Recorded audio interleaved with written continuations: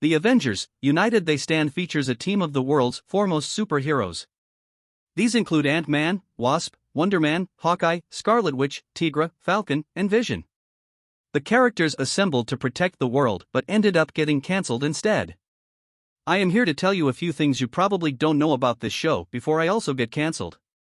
Please don't forget me. Number 1. X-Men fans may recognize familiar voices in the show. Tigra has a voice similar to Rogue, Hawkeye's is similar to Wolverine's, and Vision has Morph's voice. Additionally, Linda Ballantine provides the voice for Wasp.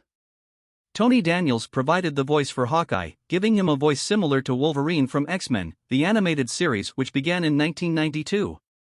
Daniels continued to use the same voice for Wolverine in other X-Men-related games. Number 2. Unfortunately, The Avengers, United They Stand was never released on VHS or DVD in the United States. You can find some copies in Region 2, which is Europe. For the young people watching, VHS stands for Video Home System, and was the precursor to DVDs. DVD stands for Digital Versatile Disc and... You know what, never mind. Number 3, there were plans for a second season with exciting storylines, including a 2-part episode with Thor as a guest star. The show also considered a crossover with the X-Men, which might have resulted in instances of characters talking to themselves, as some voice actors played multiple roles. A few of the episodes they considered included Hawkeye's return to the carnival where he grew up, exploration of how Scarlet Witch discovered her powers, Dr. Robert Bruce Banner, the Incredible Hulk, helping the team when Henry Pym, also known as Ant-Man, fell ill due to gamma radiation exposure. A 2-part episode featuring Thor and his brother Loki, with a Thor action figure made for the show's toy line. Number 4. The Scarlet Witch and Wonder Man couple. The decision to pair Scarlet Witch and Wonder Man as a couple was based on an Avengers comic storyline. In the comic, Scarlet Witch resurrects Wonder Man to protect her from an evil sorceress, and they fall in love.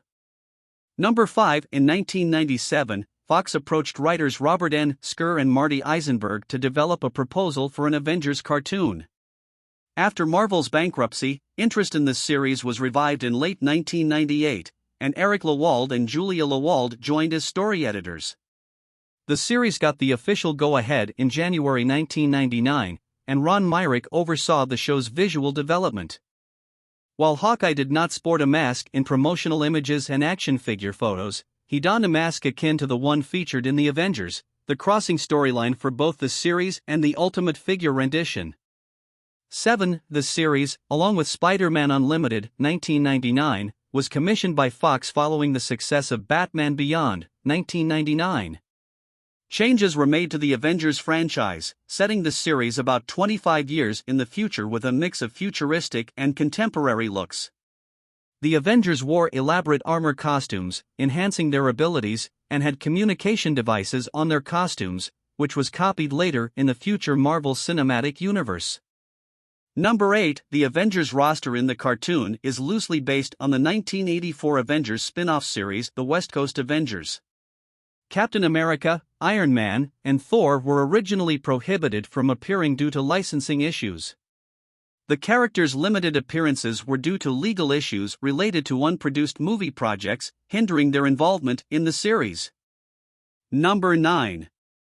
The show's lukewarm reception with a new generation of fans marked the end of the Marvel animated universe that began with The Incredible X-Men, the animated series.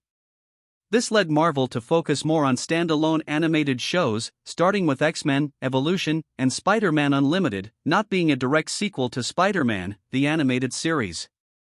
Marvel wouldn't create another animated shared universe until 2009 with Hulk vs., which began the so-called Christopher Yost-verse.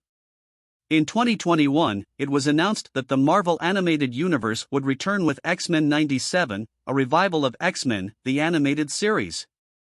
10. The decision to give all characters anime-style armor was to promote matching toys, but the concept failed, leading to the show and toy line performing poorly.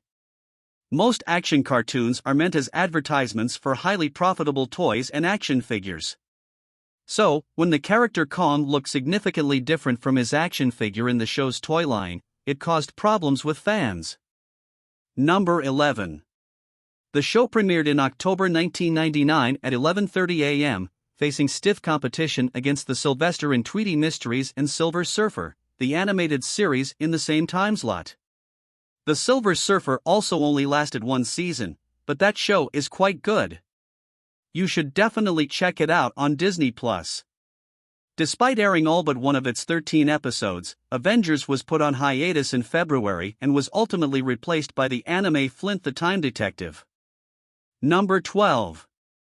Writers Bob Skir and Marty Eisenberg, who were supposed to work on the show, were pulled away to create a show in the Transformers universe called Beast Machines, which would prove to be better than Avenger, United They Stand. It's unfortunate that this show never truly had a chance to shine. Maybe it will come back again someday to avenge its previous outing. Until next time, fellow nerds.